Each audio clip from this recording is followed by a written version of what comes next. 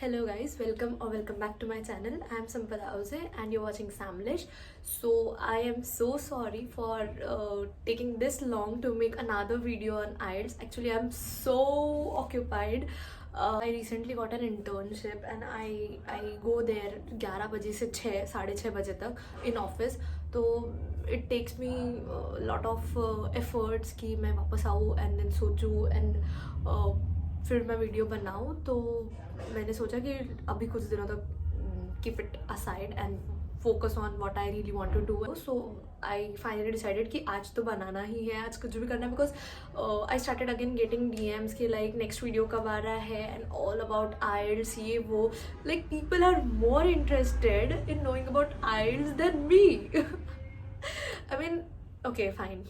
And also, as I told you in my previous video, that I am so confused, India abroad, but now finally decided that it's 101% sure it's UK. I hope my 100% sure is 100% sure, but yeah, it's more about UK now. So yeah, I made a word file जहाँ पे शायद कुछ questions होंगे जो मैंने इधर लिखे नहीं है, but most of the thing मतलब question similar ही है. तो let's do it. So first question is, what is IELTS? IELTS is basically International English Language Testing System. तो यहाँ पे बेसिकली पूरा टेस्ट इंग्लिश बेस्ड होता है. यहाँ पे 4 सेक्शन होते हैं: listening, reading, writing, speaking. And university को टारगेट कर रहे हो तो उनके वेबसाइट पे या फिर तुम्हारे ऑफर लेटर पे लिखा होगा कि इतना इतना बैंड इतने इतने सेक्शंस में लाना है. तो सबसे मिनिमम बैंड होता है 6.5 एंड हाईएस्ट बैंड होता है 9. तो you have to came in between something like that so that तुम वो कट ऑफ क्लियर कर लो और तुम्हारी यूनिवर्सिटी में एडमिशन हो जाए. बट अगर इफ़ यू वांट 8 बैंड तो you can target it and you can easily get that. Unlike me, I targeted 8 band and and up getting 7 band होता है. So why you have to take IELTS? IELTS is basically like you understand the language better like the native. So that's why you have to take this exam and submit your score, and then university will consider your test score and etc etc. So next question is least and highest band, which I already covered. Like least is 6 or 6.5 and the highest is 9. You have to range in between them. Toughest area is as per my experience is writing, because and वो भी writing में task 2. It has writing has two tasks, task 1 and task 2. Wait, I'll take it all. In listening there are 3 sections: task 1, task 2, task 3. In reading, in speaking also there are 3 sections: task 1, task 2, task 3. But in writing there are 2 sections: task 1 and task 2, in which task 2 has the highest marks which they gave, and task 2 is comparatively tougher than task 1. So, and my task 2 was a bit good, but task 1 was a huge blunder. So take care of that you practice enough of writing. Preparation time which you required is, I think, 1 month. It's more than enough. 1 month, not more than enough, obviously you need to practice hard and hard, but 1 month is sufficient. All you have to do is practice Cambridge IELTS book, recent test like book 14 or 16, 12. It's a good source and you can prepare from that, and also you can prepare it from home. But I'll suggest take a coaching which is nowadays available like Leap Scholar and all. Sponsored nahi hai, kash sponsored hota. Okay, so from Leap Scholar and all you can take it for 139 or something like that. And अगर वो लोग offers ला रहे हैं तो उससे भी सस्ते में तुम्हें वो कोर्स मिल जाता है. Take it, take a good idea about it and prepare it on your own and you are good to go. So yeah. And then next is targeted countries. Yeah, IELTS is taken by UK, Canada, Australia, New Zealand and USA. I know a very little about USA because USA was not at all my targeted country.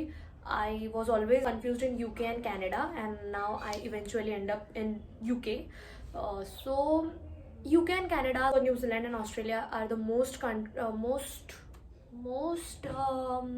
अबे जल्दी बोल, कल सुबह पनवेल निकल. targeted countries where student go. So अगर management के लिए, if you are planning for management, then go for UK. Also Canada is a good choice. And yeah, UK really take students which are from science background. They really appreciate those students, and also they are keen to take students which are from medical and all that background. I am being from management background. I am planning to go for UK. Exam fees. Exam fees for IELTS is 14,700. So why I decided to take IELTS. In my previous video I told you that I am confused about India and abroad. When I was preparing my mind to do masters or MBA, I started preparing for CAT and took classes also, but I started preparing a bit late and also left my preparation kind of early. So at that time I thought कि यार मुझे drop तो नहीं लेना है, सो कोई भी year drop ना होते हुए मैं मास्टर्स या फिर MBA के लिए अपीयर हो जाऊँ. तो when I was preparing for CAT I was making my base, got an idea that इस साल 1 साल में तो मेरा कैट होने से रहा. I have to give a good shot and good preparation and target it next year. But also मेरा ऐसा था कि यार 1 साल दे दिया मैंने कैट को, तो it is kind of like a drop for me. Maybe I want be able to do job और एनी इंटर्नशिप बिकॉज मेरा होल फोकस कैट पे रहेगा एंड वो ड्रॉप भी हो जाएगा. सो मैंने सोचा कि मुझे इतना रिस्क फैक्टर लेके चलना नहीं है. Rather I will go take IELTS and go to UK and explore things there. I'm going for masters in international business, which eventually cover all the subjects which is in MBA. So मैंने बोला कि क्या यार क्यों नहीं. Okay, आगे बढ़ते हैं. My score. I scored overall 7 band. I targeted 8 band. I was preparing, मुझे अच्छा खासा आइडिया था कि 7.5 या 8 का बैंड आएगा.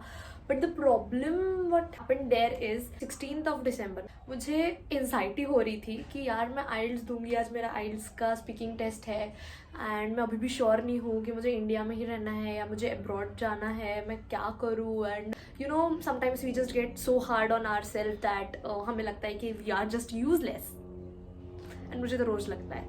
बट या उस वक्त फिर मुझे ब्रेकडाउन्स हो रहे थे कि लाइक मैं क्या करूँ, मैंने देना भी चाहिए कि नहीं, IELTS दूँ कि नहीं, मतलब एग्ज़ाम के दिन पे. तो 16 को तो मेरा स्पीकिंग अच्छा गया, बट एक टेंशन हो गया था. 18 को मेरी यूनिवर्सिटी की भी ऑनलाइन ही एग्ज़ाम थी, बट एग्ज़ाम थी एंड मेरा IELTS का भी पेपर था जो कि सेम टाइमिंग पे था. एंड बहुत बहुत बहुत टेंशन था क्योंकि अगर मैं यूनिवर्सिटी का पेपर ड्रॉप करती तो मुझे बैक लग जाता एंड IELTS नहीं देती तो 14,700 it is a huge amount. Somewhere I managed it. तो उसके बाद 18 को तो ऑन डे तक टेंशन था ये यूनिवर्सिटी वाला. देन व्हाट हैपन इज मैंने लिसनिंग अच्छा दिया एंड मैंने म्यूजियम की स्पेलिंग गलत लिखी. लिसनिंग में अगर तुम्हारा ट्रैक छूट जाता है देन ऐसा लगता है कि यार वो आंसर क्या था ये वो, तो मे भी तुम्हारे आगे के क्वेश्चन छूटे. थैंकफुली मेरे साथ ऐसा कुछ हुआ नहीं, बट मेरे साथ ये हुआ कि मैं म्यूजियम के स्पेलिंग में अटक गई. बाकी का लिख लिया एंड बोला कि अभी चलो छोड़ते हैं, लिसनिंग का पेपर टाइम तो ख़त्म हो गया है, इस पर ध्यान नहीं देते, जो भी होगा देखा जाएगा. एंड रीडिंग में पहले ही पैसेज में मुझे 3rd-4th लाइन में म्यूजियम दिखा एंड मैंने बोला गया, 1 मार्क गया, ऐसे ही गया. देन मेरा ध्यान गया कि डॉल्फिन, मैंने डॉल्फिन की स्पेलिंग भी गलत लिखी थी. आई वाज लाइक नो, ऐसे कैसे हो सकता है. ब्लंडर हो गया था यार. एंड वो भी स्पेलिंग मुझे रीडिंग में दिखे. एंड उसके बाद जब हमें पता चल जाता है कि हमने ये मिस्टेक की है एंड हम उसे सुधार नहीं सकते, तो वो कैसी फीलिंग आना चालू हो जाती है. एंड वही फीलिंग आना चालू हो गई थी. तो फिर भी मैंने अपने आप को थोड़ा कंट्रोल किया. मैंने बोला रीडिंग पे फोकस करते हैं. मैंने रीडिंग पे फोकस किया एंड रीडिंग भी हो गया मेरा. फिर राइटिंग आता है. राइटिंग पे मैंने टास्क 1 की अच्छी खासी प्रिपरेशन करके गई थी घर से. मेरा राइटिंग में टास्क 1 तो सॉर्टेड था, तो मैंने सबसे पहले टास्क 2 ही चालू किया. And I will suggest you कि जब आप लोग राइटिंग की प्रैक्टिस कर रहे हो एंड राइटिंग का टेस्ट देने वाले हो, टास्क 2 पहले अटेम्प्ट करो, फिर टास्क 1 अटेम्प्ट करो. तो मैंने वो सेम स्ट्रैटेजी अप्लाई की. Task 2 was pretty decent, but मैंने पेपर टर्न किया एंड मैंने देखा एंड आई वाज लाइक ये क्या है. एक लाइन ग्राफ था जहाँ पे यूके के सिटीजन्स सिनेमा हॉल में कितने परसेंटेज में, प्रपोर्शन क्या है फ्रॉम 2011 टू 2021, और कुछ भी नहीं था, मतलब कुछ भी नहीं था कि मैं कंक्लूड कर पाऊँ या फिर मैं कॉम्प्रिहेंड कर पाऊँ कि वो कहना क्या चाह रहे हैं या फिर मुझे लिखना क्या है. And I really went blank there.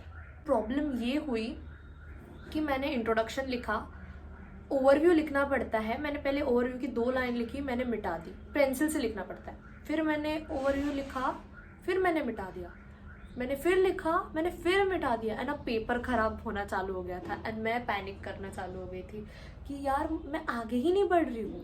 मतलब वो कहना क्या चाहते हैं ये तो मैं समझ नहीं पा रही हूँ, या फिर मैं जो लिख रही हूँ वो वैसा कुछ है ही नहीं पेपर में. तो वो टेंशन का फील आ चुका था और मुझे लग गया था कि हो गया, आई डोंट थिंक सो अब कुछ होगा. तो मैंने 4-5 लाइन छोड़ दी ओवरव्यू के लिए, देन बॉडी पैराग्राफ लिखा first and then second. And वो दोनों को कुछ तो भी मिला के काट छाट करके मैंने कुछ भी ओवरव्यू लिख दिया. लास्ट के 2 मिनट बचे थे एंड भगवान का नाम लिया कि थोड़ा बहुत तो सही रहे. एंड मैंने बस बोला कि चलो अभी जो भी होता है होने दो.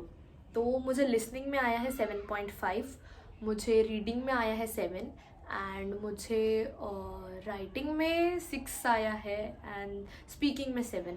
तो ऑल ओवर मेरा बैंड है 7. तो अगर वहाँ पे गलती नहीं होती तो 6.5 आ जाता तो शायद मेरा बैंड जो होता वो 7.5 का होता. 8 का भी हो सकता था, थोड़ा और अच्छा होता. तो बट नेवर माइंड, जो भी है मुझे मेरी टारगेटेड कंटेंट मिल रही है. यूनिवर्सिटीज़ विच टारगेटेड इज़ मैंने 7 यूनिवर्सिटीज़ को अप्लाई किया है. University of Aberdeen, university of queen मेरी, university of Liverpool, university of Aston, University of Birmingham and University of Brunel. I think one university is left. Yeah, York, University of York. But York is not even my target. It's just हमने apply कर दिया था. I'm looking for Liverpool and Aston only. और इन दोनों में से किसी एक में ही एडमिशन चाहिए है. तो लिवरपूल में शायद मुझे नहीं मिल सकता बिकॉज मुझे राइटिंग में 6 है एंड वहाँ पे 6.5 चाहिए है. And I am just praying कि मुझे लिवरपूल में मिल जाए. इफ़ नहीं, मतलब पूरा टारगेट एस्टन पे है. एस्टन मिल गया तो फिर bye guys, I am going. तो एस्टन लगना चाहिए. वैसे ऑफर लेटर मुझे इनमें से क्वीन मैरी का आ चुका है, लिवरपूल का भी आ चुका है, यॉर्क का भी आ चुका है, एबरडीन का भी आ चुका है, ब्रुनेल का भी आ चुका है, एस्टन का भी आ चुका है. बट अभी देखते हैं कि कैसा सब होता है, क्या सब होता है, एंड देन पता चलेगा. Next question is source of finance. तो source of finance is education loan obviously. University की फीस तो which is somewhere around 20 to 25 lakhs. तो उसके लिए मुझे एजुकेशन लोन लेना पड़ेगा एंड पार्ट टाइम जॉब करके वहाँ पे डेली एक्सपेंसेस निकलेंगे. So this is it. अब अगर और कोई क्वेश्चन होंगे तो आई होप अब तो नहीं होंगे, बट इफ़ होंगे तो मैं डायरेक्टली DMs पे, और इफ ज़्यादा क्वेश्चन हो गए तो फिर एक और वीडियो बनाना पड़ेगा. तो this is it guys. I hope you really like this video and it was helpful for you. तो don't forget to like this video, subscribe to my channel and keep visiting my channel more often because जब मैं vlog डालती हूँ, if late हो रही हूँ तो फिर पुराने व्लॉग्स देख लो. वॉच माई लद्दाख के पूरे vlogs and tell me if any suggestion you can give. Comment below whatever your thoughts are, and I'll see you soon again. Till then, okay, bye bye, take care.